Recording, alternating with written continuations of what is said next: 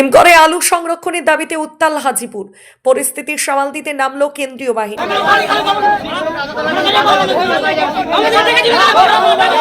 উৎপাদিত আলু স্থানীয় হিমঘরে সংরক্ষণের দাবিতে হুগলির গোঘাটের হাজিপুরে ব্যাপক বিক্ষোভে ফেটে পড়লেন আলু চাষিরা।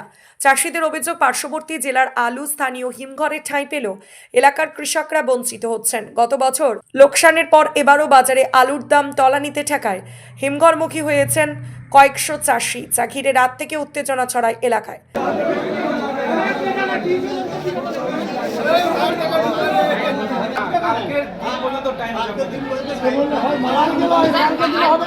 পরিস্থিতি নিয়ন্ত্রণে আনতে প্রথমে বিশাল পুলিশ বাহিনী মোতায়েন করা হলেও উত্তেজনা না কমায় শেষমেশ ময়দানে নামতে হয় কেন্দ্রীয় বাহিনীকে। ভোটের আবহে কৃষকদের এই ক্ষোভকে হাতিয়ার করে আসরে নেমেছেন বিরোধী রাজনৈতিক দলের প্রার্থীরাও। আরামবাগ মহকুমার কৃষি প্রধান এই অঞ্চলে আলুর ন্যায্য দাম ও সংরক্ষণ নিয়ে কৃষকদের মধ্যে তীব্র অসন্তোষ দানা বেঁধেছে। প্রশাসনের মধ্যস্থতায় হিমঘর কর্তৃপক্ষ শেষ পর্যন্ত প্রত্যেক চাষির কাছ থেকে 50 বস্তা করে আলু সংরক্ষণের আশ্বাস দিয়ে টোকেন বিলি শুরু করেছে। যদিও চাষিদের দাবি বিঘা প্রতি ফলন ও চাষের আয়তনের তুলনায় এই পরিমাণ অত্যন্ত সামান্য। বর্তমানে টোকেন নেওয়ার জন্য হিমঘরের সামনে চাষিদের দীর্ঘ লাইন লক্ষ্য করা যাচ্ছে।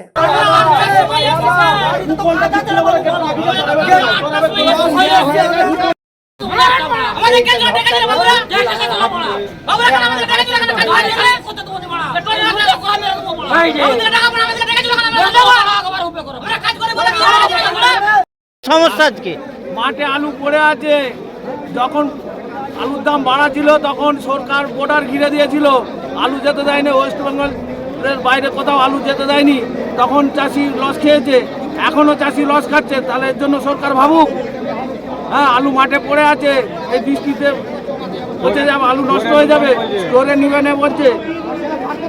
আজকে কি নিয়ে ঝামেলাটা? আজকে ঝামেলা আলু লোকের আলু মাঠে পড়ে আছে, একটা লাইন দিয়ে দাঁড়িয়ে আছে, আলু খালি হচ্ছে না। এর জন্য সরকার ভাবুক। আজকে বলছে নিবে না। কি এমন ঝামেলা হলো যে পুলিশকে আসতে হলো? এই যে জনগণ খেপে গেছে, জনগণ খেপে গেছে। আপনার নাম? আপনার নাম? আপনার নাম? আপনার নাম? লোকাল আলু নিতে হবে। আপনার নাম? আপনার নাম বলুন। নাম বাসুদেব। আমরা পরশুদিন আলু লোড করেছি গাড়িতে, তারপরে 3টে স্টোর ঘুরেছি, কোথাও খালি করে না। ওরা লোকাল আলু ছাড়া নেবে না। আমরা সেই 3 দিনের আলু ঘুরি ঘুরি আজকে এখানে রাত্রে লাইন দিয়েছি। সারা রাত এই বৃষ্টিতে আমরা লাইনে পড়ে থেকেছি।